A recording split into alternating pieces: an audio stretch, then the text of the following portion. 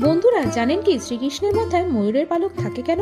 একটি কাহিনী অনুসারে একবার বনবাসে থাকাকালীন সীতা দেবীর খুব জল পিপাসা পেয়েছিল।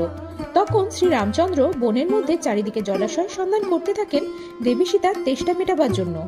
কিন্তু তিনি তার সন্ধান করতে ব্যর্থ হন।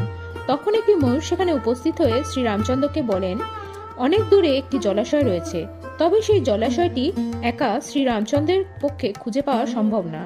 তাই ময়ূরটি তাকে পথ দেখাবার জন্য একটি একটি করে তার পালক ফেলে পথ দেখিয়ে শ্রী রামচন্দ্রকে সেই জলাশয়ের কাছে নিয়ে যান।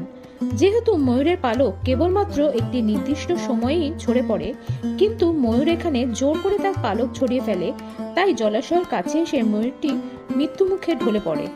তখন শ্রী রামচন্দ্র সেই মৃত্যু পথযাত্রী ময়ূরটিকে কথা দেন যে তিনি তার দয়া ও সাহসিকতাকে কখনোই ভুলবেন না এবং পরের জন্মে তিনি তার পালক নিজের মস্তকে ধারণ করবেন তার স্মৃতিকে সম্মান করে।